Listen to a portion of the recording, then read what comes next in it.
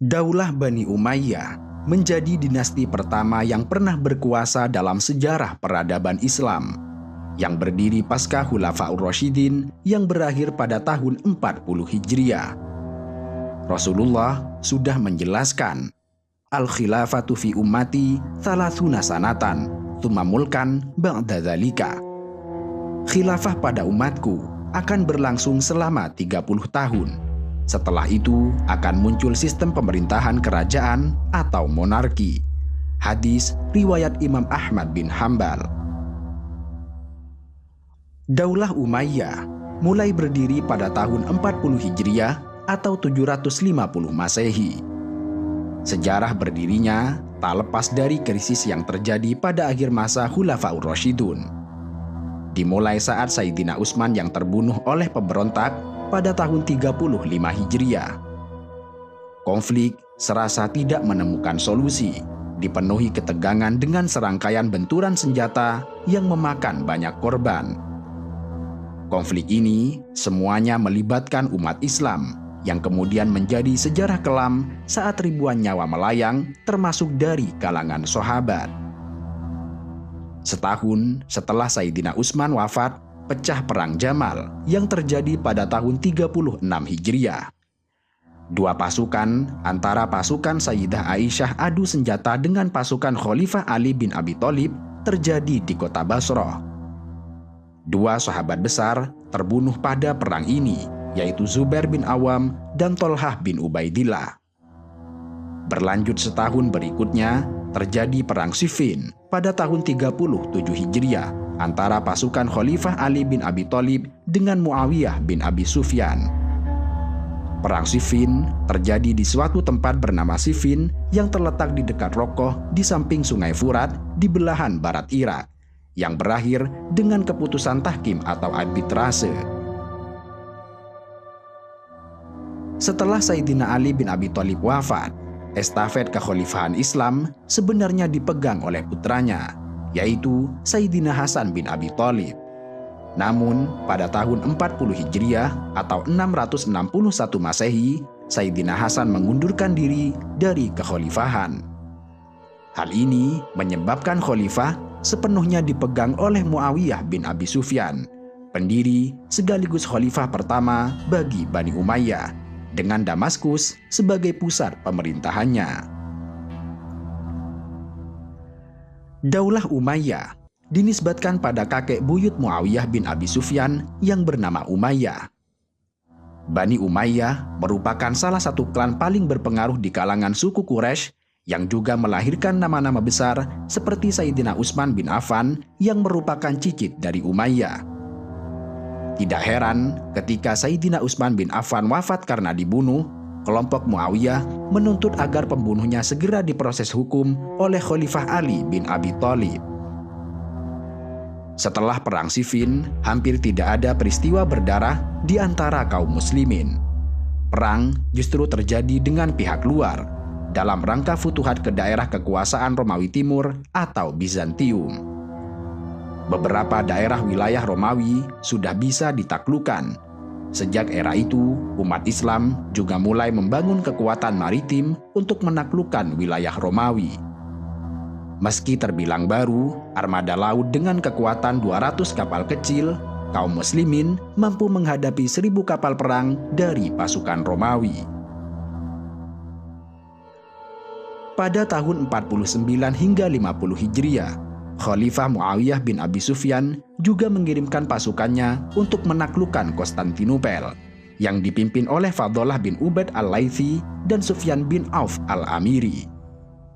Pasukan laut Islam melangkah menuju Khalqidunia, salah satu pesisir Konstantinopel, melalui daratan Asia dan mengepungnya sebagai langkah pertama untuk menaklukkannya dalam upaya menembus pertahanan kota dari arah tersebut. Akan tetapi, wabah penyakit cacar yang menyerang banyak prajurit, ditambah dengan tibanya musim dingin yang sangat menggigit, membuat keadaan pasukan kaum muslimin yang mengepung dalam kesulitan besar. Fadlallah bin Ubaid al-Laythi, panglima pasukan darat, meminta bantuan tambahan pasukan kepada Muawiyah. Pada pasukan tambahan inilah terdapat beberapa sahabat Rasulullah, seperti Ibnu Umar, Ibnu Zubair, Ibnu Amr bin Al-As, Abu Ayyub Khalid bin Yazid Al-Ansori yang sudah berusia 80 tahun. Padahal Abu Ayyub Al-Ansori yang rumahnya ditempati Rasulullah setiba di Madinah dalam hijrah pada perang Jamal dan Siffin berada di pihak Sayyidina Ali. Keikutsertaan para sahabat ini demi menjemput sabda Rasulullah. Beliau bersabda, "Awwalu jaishim min ummati yaghzuna Madinata Qaisara maghfurun lahum." Pasukan pertama dari umatku yang memerangi kota Kaisar atau Konstantinopel diampuni bagi mereka. Hadis riwayat Al-Bukhari. Pada kesempatan lain, Rasulullah juga bersabda, "La tuftahannal Qustantiniyyah, wala ni'mal amiru amiruha, wala ni'mal jaishu dzalikal jaish." Konstantinopel benar-benar akan ditaklukkan. Sebaik-baik amir atau pemimpin adalah amir yang memimpin penaklukannya. Dan sebaik-baiknya tentara adalah tentara yang menaklukkannya. Layaknya sebuah sayembara, janji yang disebutkan Rasulullah ini memotivasi setiap pemimpin kaum muslimin untuk mewujudkannya, termasuk Khalifah Muawiyah bin Abi Sufyan. Karena itulah, perang ini diikuti oleh beberapa sahabat besar dalam rangka mendapatkan ampunan yang disampaikan oleh Rasulullah tersebut. Panglima umum pasukan tambahan yang diikuti oleh sejumlah pembesar sahabat ini dipegang Yazid bin Muawiyah bin Abi Sufyan. Saat Yazid dan pasukannya tiba di Khalqidunia, dia bergabung dengan pasukan kaum muslimin di sana. Lalu mereka semuanya bergerak menyerang Konstantinopel dan mengepung benteng Konstantinopel selama 6 bulan, dari musim semi sampai musim panas. Selama pengepungan ini, terjadi beberapa kali pertemuan di antara kedua pasukan. Namun, serangan pasukan yang dipimpin oleh Yazid bin Muawiyah ini belum mampu merobohkan benteng Konstantinopel. Abu Ayyub Al-Ansori gugur dalam penyerangan kali ini, dan jasadnya dimakamkan di depan gerbang benteng Konstantinopel. Meski belum berhasil menaklukkan Konstantinopel, umat Islam telah berhasil mempersempit gerakan negara Bizantium melalui serangan-serangannya yang terus-menerus dilakukan, hingga menguasai pulau-pulau Rhodes, Pulau Arwad yang oleh buku-buku rujukan Eropa disebut Caicos, memiliki nilai khusus karena kedekatannya dengan Konstantinopel. Hingga kemudian, pasukan Laut Islam menjadikan kota ini sebagai pusat kendali peperangan dalam proses pengepungan Konstantinopel untuk kali keduanya. Saat itu, Muawiyah menyiapkan pasukan laut yang besar dan mengirimnya untuk mengepung Konstantinopel untuk kedua kalinya.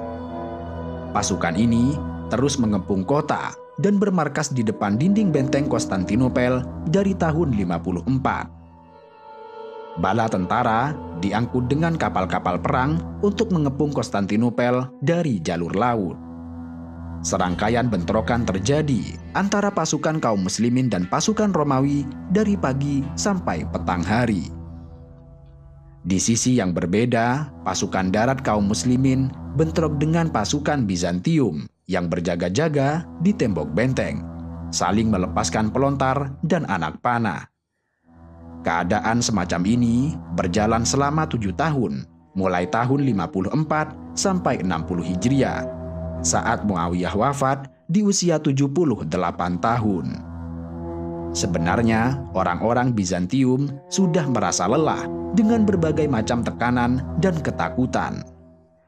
Kendati demikian, pasukan Islam belum berhasil membuka kota atau mengalahkan para prajurit Konstantinopel yang berlindung di balik benteng. Konstantinopel justru baru bisa ditaklukkan umat Islam 800 tahun kemudian, setelah dilakukan serangkaian penyerangan bahkan oleh Daulah Abbasiyah. Dengan mengerahkan berbagai strategi, akhirnya pasukan yang dipimpin oleh Sultan Muhammad Al-Fatih mampu menaklukkan benteng Konstantinopel pada 20 Jumadil Ula tahun 857 Hijriah atau 29 Mei tahun 1453 Masehi.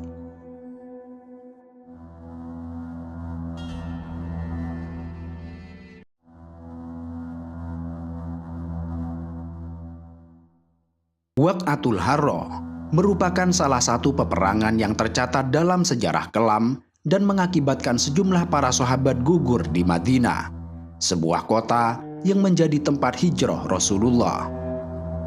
Perang yang terjadi 2 tahun setelah tragedi Karbala ini menyebabkan tragedi pembantaian massal pertama di Madinah. Mirisnya, hal tersebut dilakukan oleh sesama umat Islam. Bahkan peristiwa tragis ini berlanjut ketika Ka'bah menjadi hancur karena diterjang oleh batu yang dilontarkan dengan manjanik dari Jabal Abi Qubais. Tahun 60 Hijriah atau 672 Masehi, Muawiyah bin Abi Sufyan meninggal dunia, yang kemudian digantikan oleh anaknya Yazid bin Muawiyah.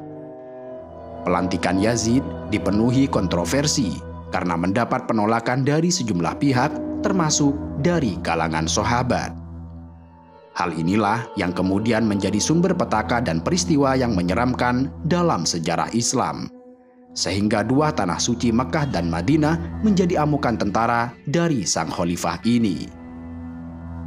Setelah diangkat menjadi khalifah menggantikan ayahnya, Yazid meminta para sahabat seperti Sayyidina Husain bin Ali bin Abi Thalib, cucu Nabi Muhammad SAW, dan Abdullah bin Zubair bin Awam, cucu Khalifah Abu Bakar, untuk berbaiat dan mengakui dirinya sebagai khalifah. Akan tetapi, usaha dari Yazid menemui jalan buntu. Banyak penolakan yang terjadi dikarenakan Yazid dianggap tidak layak untuk menjadi seorang khalifah bagi kaum muslimin. Penolakan sejumlah pembesar sahabat ini menjadikan Yazid marah besar, yang kemudian memicu terjadinya serangkaian peristiwa kelam yang terekam dalam catatan merah sejarah Islam. Titik krusialnya, pasukan Yazid bin Muawiyah membantai Sayyidina Husain bersama keluarga dan 73 pasukannya di Karbala pada 10 Muharram tahun 61 Hijriah. Kejadian yang menorehkan pilu ketika cucu Rasulullah dibantai oleh pasukan Yazid yang dipimpin oleh Ubaidillah bin Ziyad. Pembantaian itu hanya menyisakan Sayyid Zainal Abidin yang tidak ikut berperang karena sakit, di mana kemudian dari putra Sayyidina Husain inilah keturunan Rasulullah tetap berlanjut dari jalur Husain hingga saat ini. Pembantaian di Karbala memang patut disesali dan menjadi catatan pilu bagi umat Islam hingga saat ini.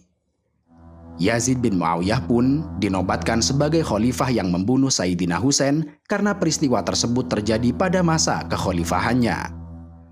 Meski sebenarnya kejadian Karbala bisa jadi berada di luar kontrol pemerintah pusat yang terdapat di Damaskus. Konon Yazid bin Muawiyah menangis hebat saat disodori kepala Sayyidina Husain, dengan maksud bukan seperti itu yang diinginkannya, seolah menyesali kenapa itu bisa terjadi. 2 tahun pasca pembantaian di Karbala, tepatnya pada tahun 63 Hijriah, peristiwa Yaumul Harra terjadi. Saat itu, penduduk Makkah dan Madinah tidak mau mendukung Yazid bin Muawiyah. Awalnya, delegasi Madinah yang dipimpin oleh Abdullah bin Hanzalah menemui Yazid bin Muawiyah di kota Syam. Rupanya, mereka menyaksikan perilaku dan tindakan Yazid yang dinilai tidak baik. Sepulang dari Syam, delegasi ini berbicara di hadapan masyarakat Madinah di Masjid Nabawi dan menjelaskan perilaku Yazid bin Muawiyah yang intinya tidak setuju menjadi khalifah. Informasi itu membuat masyarakat Madinah mencabut dukungan pada Yazid untuk menjadi khalifah. Mendengar sikap penduduk Madinah, Yazid menjadi marah dan mengirimkan sekitar 5.000 pasukan yang dipimpin oleh Muslim bin Uqbah. Keinginannya untuk meredam gejolak dan memaksa masyarakat Madinah untuk tunduk serta membaiat dirinya sebagai khalifah. Saat kabar keberangkatan pasukan Yazid sampai kepada masyarakat Madinah, mereka membuat galian parik atau khandak di sekeliling kota Madinah, serta menyiapkan lokasi untuk berlindung. Selain itu, masyarakat Madinah kala itu juga mengizinkan orang-orang Yazid untuk meninggalkan kota Madinah dengan syarat tidak boleh memberikan informasi apapun kepada pasukan Yazid, dan mereka tidak boleh ikut dalam peperangan jika sampai itu terjadi. Tetapi pada akhirnya, orang dari pemerintahan Bani Umayyah yang meninggalkan Madinah tersebut mengingkari perjanjiannya, dan justru mereka membocorkan rancangan penduduk Madinah. Muslim bin Uqbah dan pasukannya tidak langsung menyerang kota Madinah, melainkan berkemah di Harrah yang terletak di sebelah timur Madinah. Karena itulah peristiwa ini kemudian dikenal sebagai peristiwa Al-Harrah. Harrah adalah tempat ketika penduduk Madinah di tengah cuaca yang sangat terik berkumpul dan berdiri menunggu kedatangan Nabi Muhammad ketika hijrah dari Makkah.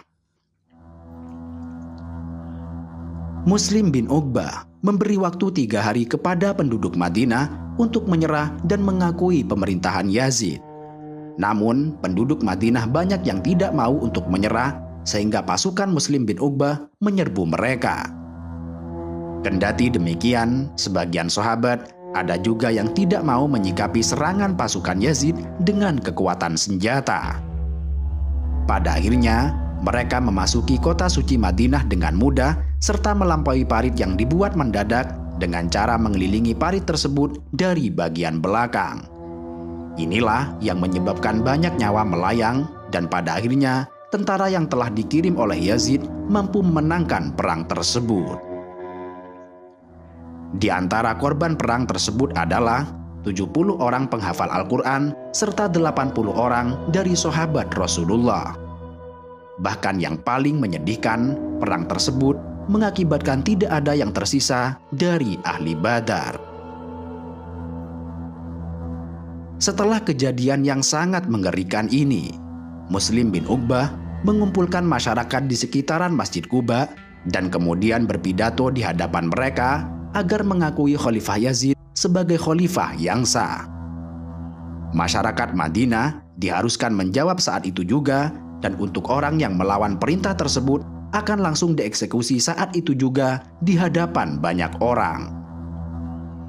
Karena kekejaman tersebut, sampai-sampai Muslim bin Uqbah dijuluki sebagai Musrif bin Uqbah, yang berarti orang yang telah melampaui batas. Karena dampak dari tindakannya bukan hanya saat perang itu saja, dan lebih jauh lagi setelah peperangan terjadi, banyak orang yang masih menderita dan menanggung beban dari kejadian tersebut. Namun demikian, ada yang lebih mengerikan daripada ribuan orang yang tumbang meregang nyawa. Sebab sesaat setelah memenangkan peperangan, tentara Yazid yang dipimpin Muslim bin Uqbah tidak langsung pulang ke pusat pemerintahan. Mereka memutuskan untuk tetap tinggal di kota Madinah selama 3 hari. Dan terjadilah selama 3 hari di akhir bulan Dzulhijjah suatu hal yang sangat mengerikan. Selama mereka tinggal di Madinah, mereka melakukan kejahatan yang mengerikan. Ibnu Katsir dalam Al-Bidayah wan Nihayahnya memberikan pernyataan mengenai kebenaran dari peristiwa sadis ini. Kekejian ini terjadi selama 3 hari pada akhir bulan Dzulhijjah tahun 63 Hijriah dan disebutkan 10 ribuan orang menjadi korban pembantaian. Itu disebabkan Muslim bin Uqbah membuat pernyataan istibaha atau sesuatu penghalalan terhadap kota Madinah. Penghalalan itu berupa dibebaskannya para tentara untuk melakukan pembunuhan massal terhadap warga Madinah, serta pengambilan paksa harta benda dengan dalih harta rampasan perang. Tidak hanya melakukan pembunuhan dan perampasan, pelecehan terhadap perempuan juga terjadi secara massal. Tidak terbayangkan sebelumnya bahwa dalam sejarah Islam akan terjadi tragedi semacam ini. Pelecehan massal ini sekaligus menjadikannya sebagai peristiwa paling mengerikan dan memilukan melebihi dari pembantaian massal. Madinah kala itu dipenuhi dengan jeritan perempuan serta anak-anak. Saat itu merupakan masa yang paling gelap dan paling kelam bagi para muslimah Madinah. Mimpi buruk yang tidak pernah mereka bayangkan sebelumnya terjadi pada mereka. Mereka dilecehkan, kehormatannya dinodai, diperlakukan secara tidak manusiawi dan juga diperlakukan dengan tidak pantas. Setelah perang, ada ribuan muslimah yang terpaksa melahirkan anak tanpa diketahui siapa ayahnya akibat peristiwa tersebut. Ibnu Katsir mengutip dari Hisham bin Hisan yang mengatakan, "Waladat alfu mru'atin min ahlil madinati ba'da waqatil harrati min ghairi zaujin," yang berarti 1000 perempuan dari penduduk Madinah setelah kejadian Harroh melahirkan tanpa suami. Muslim bin Uqbah akhirnya tidak berusia lama karena saat penyerangan Madinah ia sudah sakit. Ia meninggal dalam perjalanan untuk menyerang Mekah untuk Abdullah bin Zubair dan pengikutnya yang tengah menjalankan ibadah haji. Saat mendengar kejadian Al-Harroh, penduduk Madinah merasa pilu sekaligus bersiap-siap untuk berperang dengan pasukan Syam. Meski Muslim bin Uqbah telah meninggal, misi penyerangan kota Mekah terus berlanjut. Muslim digantikan oleh Al-Husain bin An-Numair. Di Makkah, mereka mendapatkan perlawanan dari Abdullah bin Az-Zubair serta pengikutnya. Pasukan Yazid bin Muawiyah menggunakan manjanik atau pelontar batu yang menyebabkan Masjidil Haram dan Ka'bah menjadi hancur lebur. Meski pada penyerangan kali ini, Abdullah bin Zubair tidak bisa ditaklukkan. Saat pengepungan Makkah, terdapat kabar bahwa Yazid bin Muawiyah jatuh sakit yang kemudian meninggal dunia pada tahun 64 Hijriah.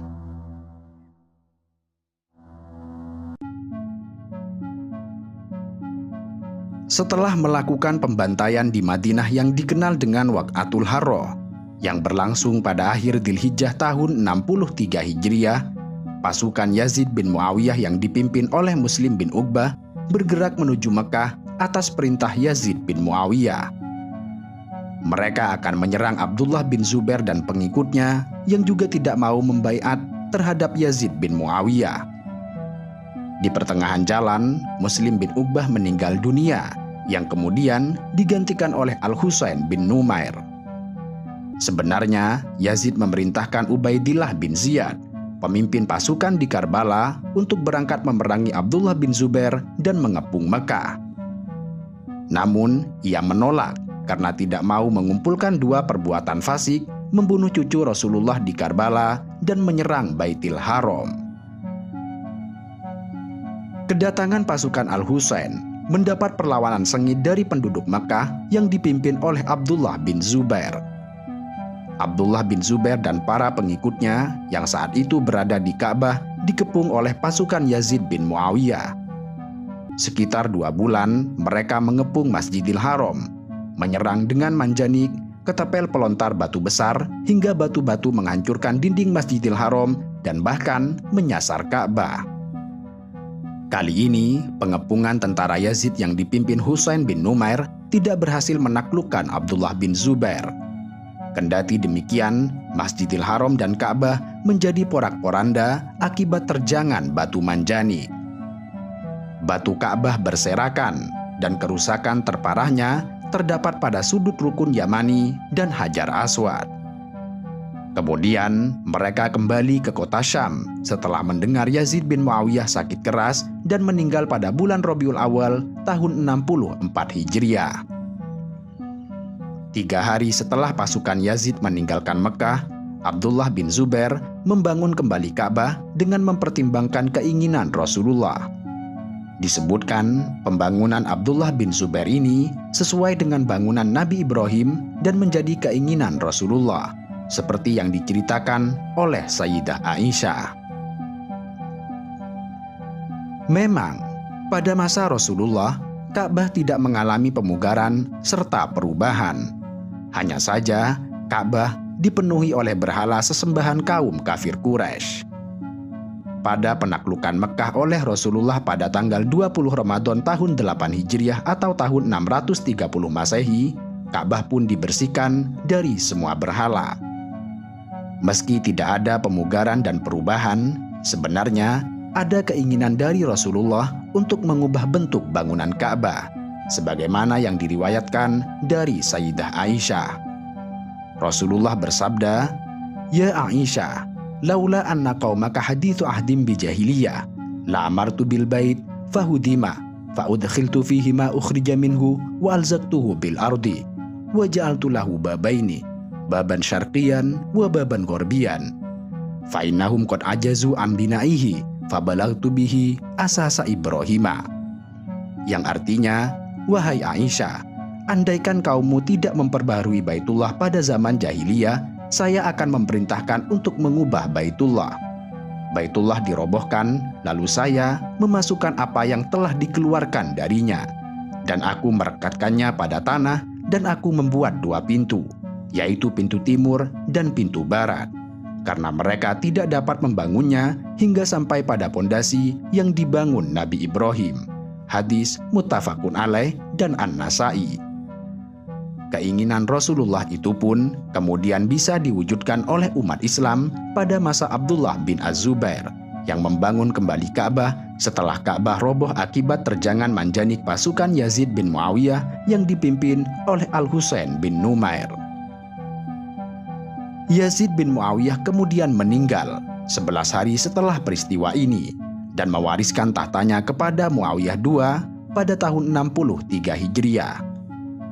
Kekuasaan putra Yazid ini tidaklah lama, hanya berkuasa 40 hari dan mengundurkan diri karena disebut sakit-sakitan. Ibnu Katsir menyebutnya sebagai orang yang soleh, tetapi tidak bertahan lama berkuasa. Sepeninggal Yazid bin Muawiyah, penduduk Hijaz, Irak, Mesir, dan Khurasan membaiat Abdullah bin Zubair sebagai khalifah. Abdullah bin Zubair adalah putra dari Asma binti Abu Bakar As-Siddiq.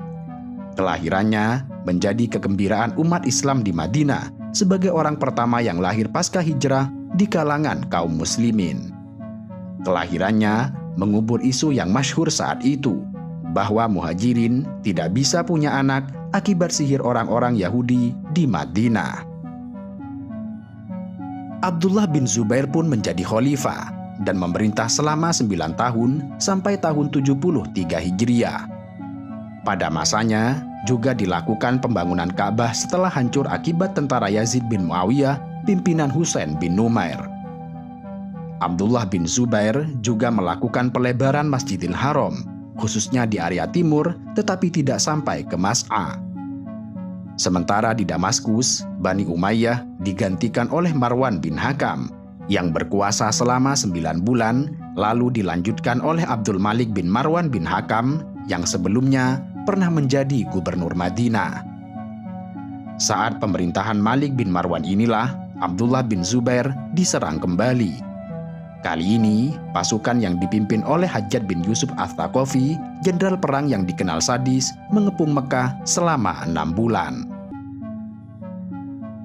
Selama pengepungan itu, kiswah Ka'bah dilaporkan terbakar akibat panah-panah api yang dilepaskan pasukan Hajjaj. Saat Ka'bah terbakar, ada peristiwa aneh dengan sekumpulan awan yang disertai guntur tergiring dari arah Jeddah. Saat melewati Ka'bah, hujan turun hingga api di Ka'bah menjadi padam. Petir juga menyambar manjani dan menewaskan pasukan Hajjaj. Namun pada akhirnya, sahabat Abdullah bin Zubair terbunuh pada tahun 73 Hijriah. Jasadnya disalib tanpa kepala selama 3 hari di samping Ka'bah. Hajjaj kemudian memberitahu Asma binti Abu Bakar atau ibu Abdullah bin Zubair terkait nasib putranya. Saat itulah putri sahabat Abu Bakar As-Siddiq itu mengatakan pada Hajjaj, "Anda menghancurkan dunia anak saya, sementara dia telah menghancurkan akhiratmu." Setelah Abdullah bin Zubair wafat, Hajjaj diangkat menjadi gubernur Hijaz oleh Khalifah Abdul Malik bin Marwan, yang kemudian merombak Ka'bah yang telah dibangun oleh Abdullah bin Zubair atas arahan dari Malik bin Marwan untuk menutup pintu sebelah barat dan merobohkan yang dinilai ditambah oleh Abdullah bin Zubair di Al-Hijr. Perintah itu dilakukan setelah menerima informasi dari Hajjaj atas renovasi yang dilakukan Abdullah bin Zubair berbeda dengan apa yang dibangun oleh orang-orang Quraisy. Hajjaj bin Yusuf pun membongkar 6 dhiro' di Hijr Ismail dan membangun seperti yang dilakukan oleh orang-orang Quraisy. Hajjaj juga menutup pintu sebelah barat, meninggalkan pintu sebelah timur, dan membuatnya daun pintu. Pengubahan oleh Hajjaj inilah wujud Ka'bah sampai hari ini. Jikapun dilakukan perbaikan pada masa-masa berikutnya, maka itu tidak mengubah dari aslinya. Sebenarnya, Abdul Malik bin Marwan merasa menyesal telah mengubah bentuk Ka'bah yang dibangun oleh Abdullah bin Az-Zubair setelah mengetahui hadis-hadis Siti Aisyah. Khalifah Al-Mahdi dan Harun Ar-Rasyid dari Abbasiyah juga punya keinginan mengubah Ka'bah dan ingin mengembalikan seperti yang dilakukan oleh Abdullah bin Zubair, karena sudah sesuai dengan apa yang diinginkan Rasulullah. Namun, keinginan itu tidak disetujui oleh Imam Malik untuk menjaga wibawa Ka'bah dengan tidak mempermainkan Ka'bah yang diubah atas keinginan penguasa.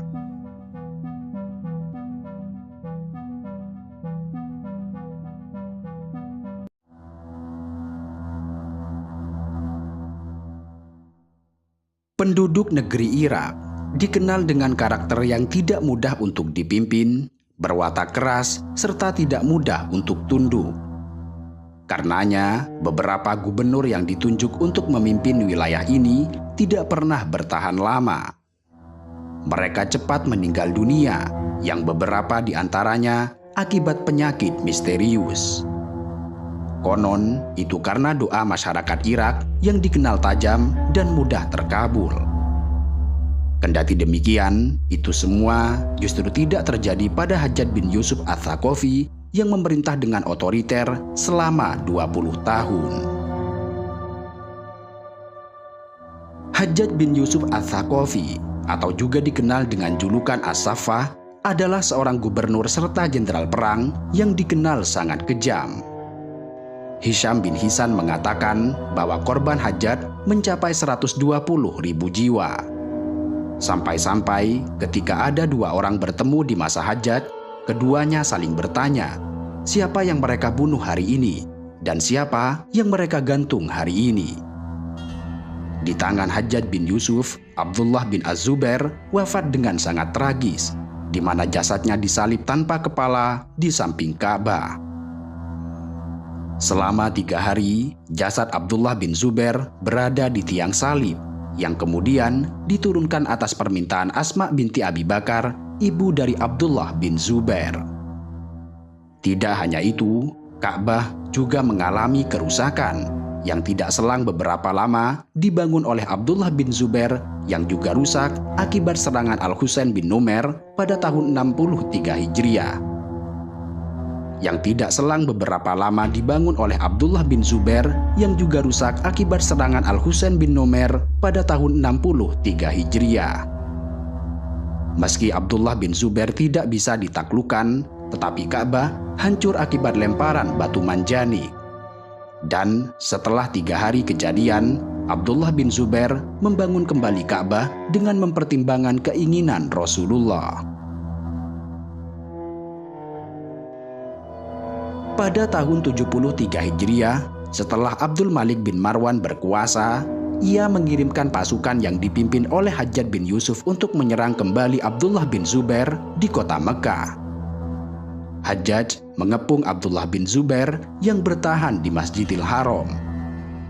Dalam penyerangan itu, mereka melemparkan manjanik dari gunung Abi Qubais.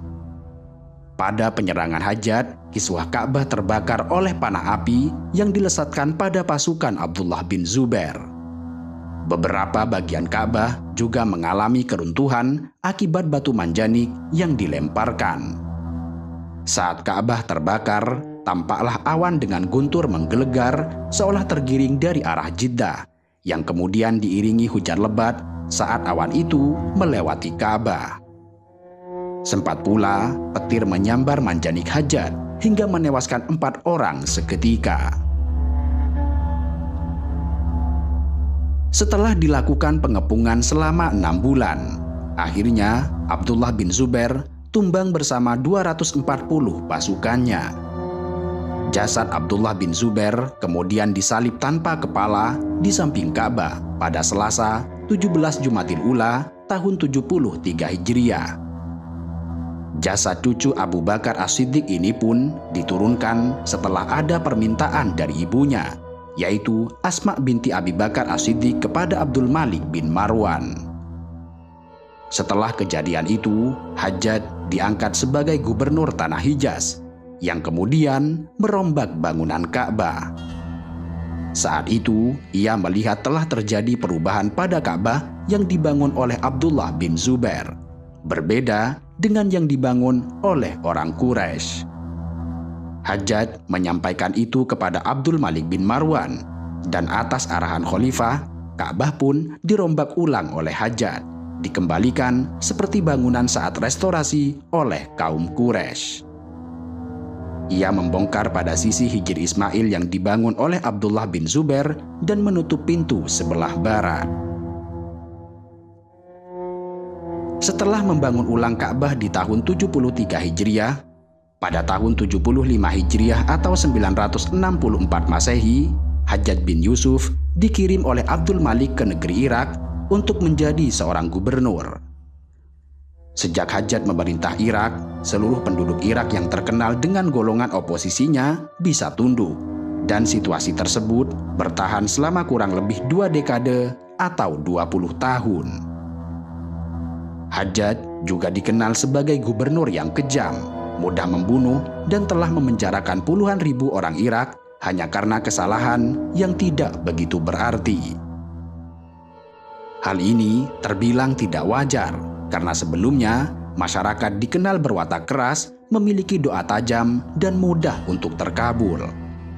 Karenanya, sulit ada gubernur yang bisa bertahan lama di negeri Irak. Kalau tidak terbunuh, mereka mati karena penyakit yang sangat ganas, seperti yang dialami oleh Ziyad bin Sumayyah, gubernur Irak pada masa Muawiyah bin Abi Sufyan. Konon, penduduk Irak memang mudah mendoakan buruk untuk pemimpin mereka yang tidak disukai. Sejak masa Sayyidina Umar sampai sepanjang sejarah dinasti Umayyah, rakyat Irak hampir selalu bermasalah dengan gubernur mereka. Namun demikian, lain ceritanya dengan Hajjaj bin Yusuf Ats-Tsaqafi. Ia menjadi gubernur yang bertahan begitu lama di kawasan itu. Bahkan 20 tahun lamanya, ia menjabat gubernur di wilayah yang penuh pergolakan politik ini. Padahal hampir tidak ada rakyat Irak yang menyukainya. Selain menerapkan jurus politik yang keras dan penuh siaga, ternyata Hajjaj juga menerapkan jurus aneh yang tidak masuk akal jika dilihat dari sisi kalkulasi politik. Untuk membendung kerasnya tipikal rakyat Irak, Hajjaj menerapkan penjagaan, pengawalan dan hukuman begitu ketat serta keras. Ini merupakan langkah yang lazim, lumrah dan mujarab. Namun, ada satu langkah lagi yang tidak lazim tetapi mujarab yang digunakan oleh Hajjaj untuk membendung ketajaman doa dari orang-orang Irak. Setelah Hajjaj bin Yusuf datang ke negeri Irak, penduduk Irak dihinggapi rasa cemas serta takut. Mengingat Hajjaj memiliki latar belakang sebagai pemimpin yang keras dan zalim kepada rakyatnya. Korban keganasannya adalah sahabat Abdullah bin Zubair yang tidak hanya dibunuh, tetapi tubuhnya juga disalib tanpa kepala selama 3 hari. Konon, pada awal berkuasa di tanah Irak, Hajjaj bin Yusuf memerintahkan agar rakyatnya berkumpul di masjid. Hajjaj juga menyuruh masing-masing dari mereka membawa sebutir telur ayam. Perintah ini bagi orang-orang Irak bukanlah masalah prinsip, sehingga mereka memilih untuk mematuhi perintah ini. Kendati demikian, Hajjaj terlihat sangat serius dengan perintah ini dan tampak sangat penting. Hajjaj bin Yusuf memerintahkan agar telur yang mereka bawa dikumpulkan di teras depan masjid. Setelah semua telur terkumpul, tiba-tiba Hajjaj menggagalkan rencananya untuk memanfaatkan telur-telur itu. Ia memberikan alasan-alasan yang tidak masuk akal. Ia pun menyuruh mereka agar mengambil kembali telur masing-masing dan membawanya pulang. Tentu saja mereka mengambil sembarangan, bukan telur yang mereka bawa, yang dengan demikian telur itu telah saling tertukar dengan telur milik orang lain. Setelah itu, barulah Hajjaj dengan tanpa ragu memimpin rakyat Irak dengan perlakuan yang sangat keras. Karena Hajjaj tahu bahwa ketika masyarakat Irak mendoakan buruk terhadap dirinya, doa mereka sudah tumpul. Hajjaj tetap sehat dan bertahan dalam waktu yang lama, sampai 2 periode Khalifah Abdul Malik bin Marwan dan putranya Al-Walid bin Abdul Malik. Pada masa Hajjaj di Irak, sangat banyak kezaliman yang dilakukan, dan sangat banyak pula doa dipanjatkan rakyat Irak agar Allah membinasakan penguasa zalim ini. Namun demikian, doa mereka nyaris tidak pernah terkabulkan. Konon, tumpulnya doa mereka itu karena hampir seluruh rakyat Irak telah memakan telur ayam yang bukan miliknya. Sebuah strategi jitu dalam membungkam oposisi dengan menumpulkan ketajaman doa mereka. Doa seseorang memang menjadi tumpul oleh makanan haram. Sebagaimana riwayat dari Abu Hurairah, Rasulullah bercerita mengenai seseorang yang menempuh perjalanan jauh, yang rambutnya tidak rapi dan tubuhnya penuh debu. Ia mengangkat kedua tangannya ke langit sambil meminta, "Ya Tuhan, ya Tuhan." Sementara makanannya adalah haram, minumannya haram, pakaiannya haram, maka bagaimana mungkin doanya dikabulkan? Demikianlah sabda Rasulullah sebagaimana yang dituturkan oleh Imam Muslim. Hajjaj bin Yusuf memimpin negeri Irak selama 20 tahun, sejak tahun 75 Hijriah di era Abdul Malik bin Marwan hingga meninggal pada tahun 95 Hijriah di era Khalifah Al-Walid bin Abdul Malik. Hajjaj meninggal setelah terserang penyakit aneh. Perutnya dipenuhi dengan cacing yang menggerogoti isi perutnya. Seorang tabib memeriksanya dengan memasukkan sepotong daging yang diikat ke dalam perutnya. Setelah 1 jam, daging itu pun dikeluarkan dan ternyata penuh dengan cacing. Akibat sakitnya, Hajjaj terus merasa kedinginan hingga orang-orang sekitarnya menyalakan api di sisinya. Kondisi itu berlangsung sampai 15 hari sebelum ia meninggal dunia pada usia 55 tahun. Ia dimakamkan di kota yang ia dirikan bernama Al-Wasid, yang terletak di tengah-tengah antara kota Kufah dan kota Basra. Kematian Hajjaj disambut gembira banyak orang. Konon, Hasan al-Basri dan Umar bin Abdul Aziz melakukan sujud syukur atas kematian Hajjaj ini. Dikisahkan, seorang pria mendatangi istana Hajjaj dan meminta bertemu dengan Hajjaj. Penjaga di gerbang pintu Hajjaj menjelaskan bahwa Hajjaj telah meninggal. Beberapa saat, pria itu kembali lagi dan mengulangi permintaannya. Penjaga tetap menjawab bahwa Hajjaj telah meninggal. Pada hari berikutnya, ia datang lagi dan meminta bertemu dengan Hajjaj. Penjaga itu pun menghardiknya, "Apakah kamu tidak mengerti juga bahwa Hajjaj telah meninggal?" Pria itu pun berkata, "Saya sudah mengerti, tapi saya sangat senang mendengar beritanya."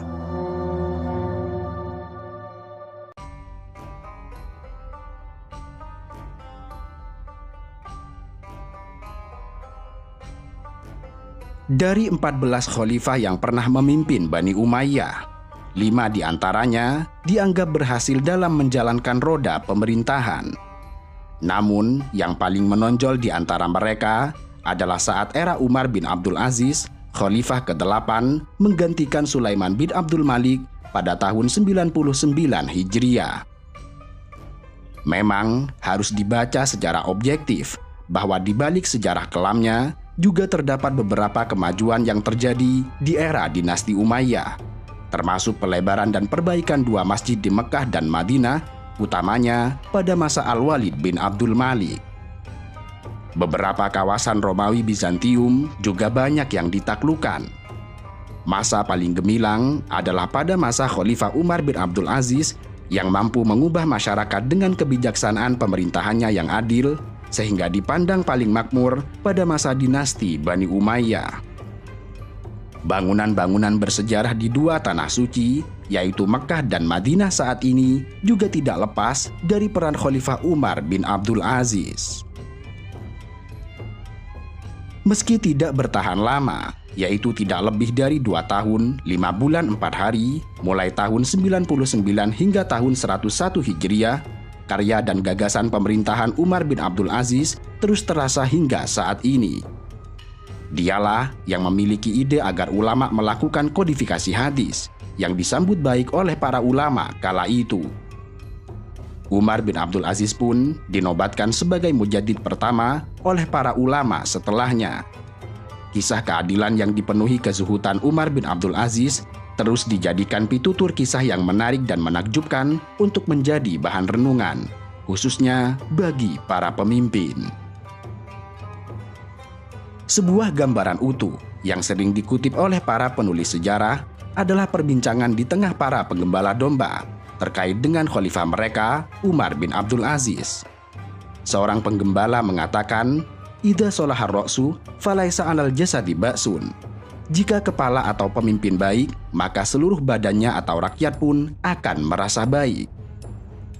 Malik bin Dinar bercerita, ketika Umar bin Abdul Aziz menjabat sebagai khalifah, para penggembala domba di area perbukitan berkata, "Siapa khalifah saleh ini yang sudah bekerja dengan baik untuk rakyatnya?" Kemudian mereka ditanya balik, "Bagaimana kalian tahu khalifah bekerja dengan baik?" Dia menjawab, "Bukti program kerja khalifah berjalan baik adalah saat domba-domba kami tidak dimangsa serigala dan singa." Hingga suatu hari, seorang penggembala menemukan hewan ternaknya dimakan oleh serigala. Suatu pemandangan yang telah lama tidak terjadi sejak Umar bin Abdul Aziz menjabat sebagai khalifah. Saat itulah penggembala itu berkata bahwa Khalifah Umar bin Abdul Aziz telah meninggal. Inilah sebuah testimoni yang tidak perlu dikampanyekan dengan citra yang dipoles dengan menarik. Secara alami diperbincangkan bahwa situasi di masa itu betul-betul berada dalam kemakmuran, sehingga hewan buas pun malu untuk mengacaukan suasana. Kemajuan pada masa Umar bin Abdul Aziz bukan tanpa upaya yang berjalan secara alami. Sosok Umar bin Abdul Aziz membuktikan seperti apa seharusnya menjadi pemimpin yang bertanggung jawab pada kebutuhan rakyatnya. Beliau tidak pernah memikirkan diri sendiri dan keluarganya, melainkan sepenuhnya hanya untuk rakyat. Mengelola zakat dan baitul mal dengan penuh amanah dan tidak mementingkan diri, keluarga, serta kelompoknya. Kemakmuran masa Umar bin Abdul Aziz juga tidak lepas dari sikap adil dan waro' sang khalifah. Bisa saja dengan kekuasaannya, ia memperkaya diri, memanfaatkan kondisi aji mumpung dengan harta zakat yang melimpah saat itu. Namun, sosok Umar bin Abdul Aziz betul-betul membuktikan bahwa zakat memberikan kontribusi yang besar dalam memenuhi anggaran negara dan sepenuhnya untuk kepentingan rakyat. Fatimah, istri Umar bercerita, sejak suaminya memegang jabatan sebagai khalifah, tidak pernah menjadi janabah dan mimpi basah. Suatu ketika, Umar bin Abdul Aziz menemui istrinya, bertanya apakah ada uang untuk membeli buah anggur. Sang istri menjawab tidak punya, dan balik bertanya, "Engkau adalah Amiril Mukminin, tetapi kamu tidak punya dirham dan tidak mampu untuk sekedar membeli buah anggur." Umar bin Abdul Aziz pun menjawab, "Tidak punya dirham lebih ringan bagi kita daripada belenggu esok hari 1 dirham jahanam." Seseorang pernah memberanikan diri bertanya kepada sang khalifah ketika beliau sedang sakit menjelang wafatnya, "Apa yang engkau tinggalkan untuk anak-anakmu, wahai Umar?" Umar bin Abdul Aziz menjawab, "Aku meninggalkan pada keluargaku ketakwaan kepada Allah. Jika mereka orang-orang soleh, maka Allah pasti akan menjamin mereka. Namun, jika mereka tidak melakukannya, maka aku pun tidak meninggalkan harta yang akan mereka gunakan untuk bermaksiat kepada Allah." Maslamah bin Abdul Malik suatu ketika menjenguk sang khalifah yang sedang sakit. Saat itu, terlihatlah gamis yang dipakai oleh sang raja, lusuh dan kotor. Ia pun bertanya pada istri Umar bin Abdul Aziz yang bernama Fatimah, apakah ia tidak punya gamis lain? Fatimah menjawab, "Demi Allah, ia tidak punya gamis lain selain itu." Dikisahkan pula bahwa Umar bin Abdul Aziz pernah mengutus seorang petugas pengumpul zakat bernama Yahya bin Sa'id untuk memungut zakat ke Afrika. Namun, ia tidak menemukan orang miskin penerima zakat. Setelah memungutnya, saya bermaksud memberikannya kepada orang-orang miskin. Namun, saya tidak menjumpai seorang pun. Akhirnya, saya memutuskan untuk membeli budak lalu memerdekakannya. Kisah Yahya bin Sa'id. Kemakmuran umat ketika itu tidak hanya terjadi di Afrika, tetapi juga merata di seluruh penjuru wilayah kekuasaan Islam, seperti Irak dan juga Basrah. Dari Madinah sampai Irak, sulit menemukan mustahikus zakat. Para pegawai negara juga merasakan kemakmuran dengan gaji yang cukup. Abu Ubaid mengisahkan bahwa Khalifah Umar bin Abdul Aziz mengirimkan surat kepada Abdul Hamid bin Abdurrahman, gubernur Irak, agar membayar semua gaji dan hak rutin di provinsi itu. Saya sudah membayarkan semua gaji dan hak mereka. Namun, di Baitul Mal masih banyak uang, tutur sang gubernur dalam surat balasannya. Khalifah Umar lalu kembali memerintahkan, carilah orang yang memiliki utang, tetapi tidak boros. Berilah dia uang untuk melunasi hutangnya. Kemudian, Abdul Hamid kembali menyurati Khalifah Umar. Saya sudah membayarkan utang mereka, tetapi di Baitul Mal masih banyak uang. Meskipun pada masa Umar bin Abdul Aziz rakyatnya hidup makmur sehingga sulit menemukan rakyat miskin, tetapi kenyataannya masih terjadi pergolakan yang dilakukan oleh kelompok Khawarij. Mereka meminta agar Umar bin Abdul Aziz berlaku seperti Khalifah Umar bin Al-Khattab. Tetapi Umar bin Abdul Aziz menjawab, "Semoga Allah membunuh mereka. Saya tidak ingin selain Rasulullah menjadi panutan." Khalifah Umar bin Abdul Aziz wafat pada 6 Februari tahun 720 Masehi atau 24 Rajab tahun 101 Hijriah. Konon kematiannya akibat diracun setelah memimpin 2 tahun, 5 bulan, dan 4 hari. Meskipun beliau memimpin dalam waktu yang cukup singkat, tetapi beliau benar-benar menjadi inspirasi sejati yang memakmurkan bukan hanya tanah, tetapi juga hati rakyatnya.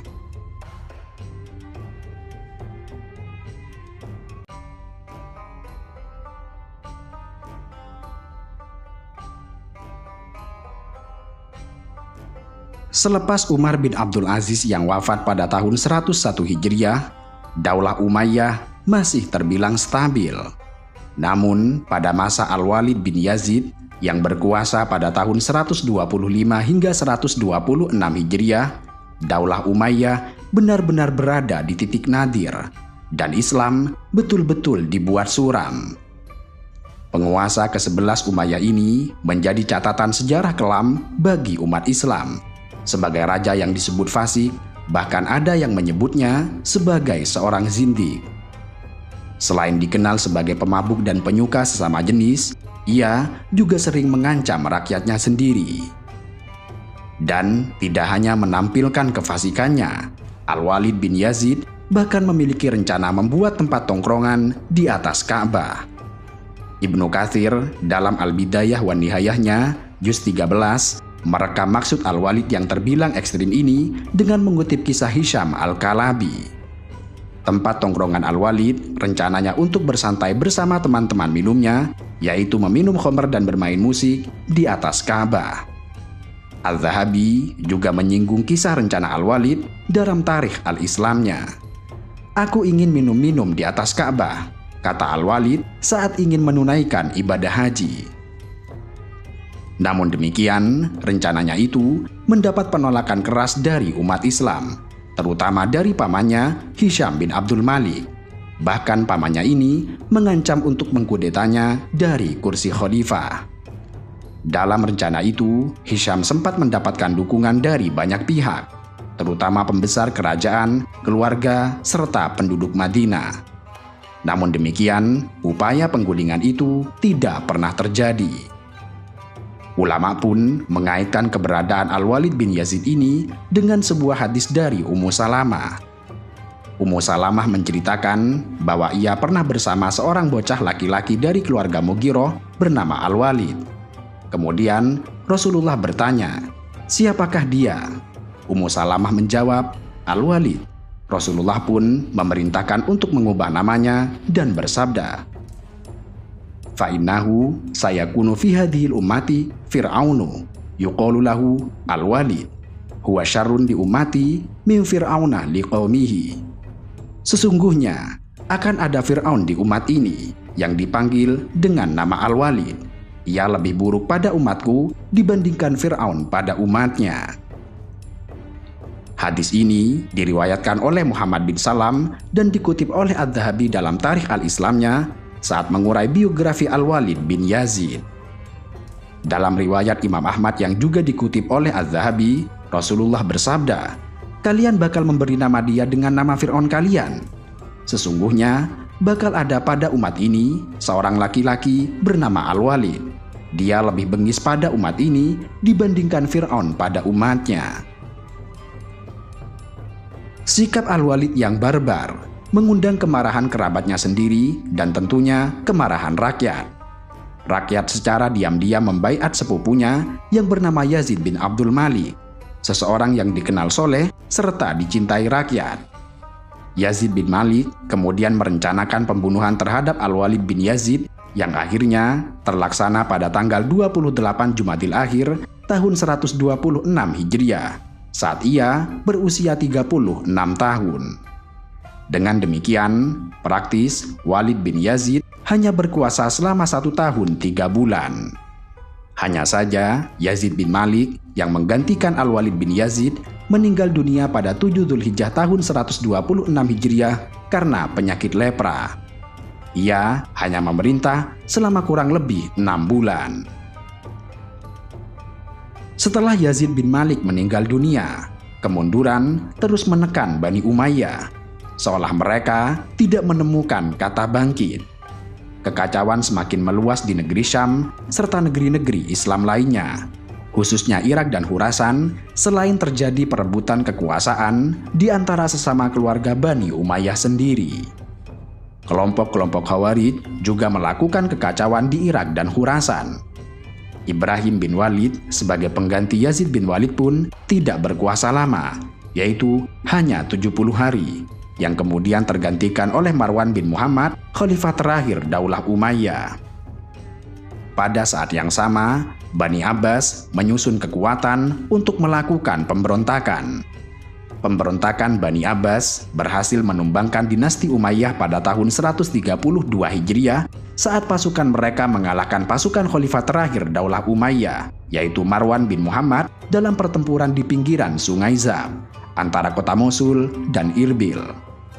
Pertempuran itu terjadi pada hari Sabtu 11 Jumadil Akhir tahun 132 Hijriah. Setelah mengalahkan pasukan Syam, lebih dari 30.000 pasukan Bani Abbas di bawah komando Abdullah bin Ali bin Abdullah bin Abbas mengepung ibu kota Damaskus. Mereka akhirnya berhasil memasuki kota Damaskus pada hari Rabu, 20 Ramadan tahun 132 Hijriah. Di hari-hari dalam bulan suci Ramadan yang penuh berkah itu, pasukan Bani Abbas justru melakukan kebiadaban yang luar biasa.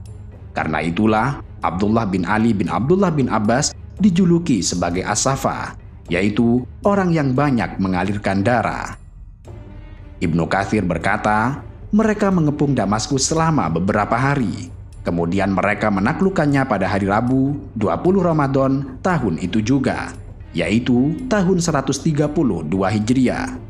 Mereka membantai sejumlah besar penduduknya, menghalalkan kota selama 3 jam, dan menghancurkan dinding-dinding kota.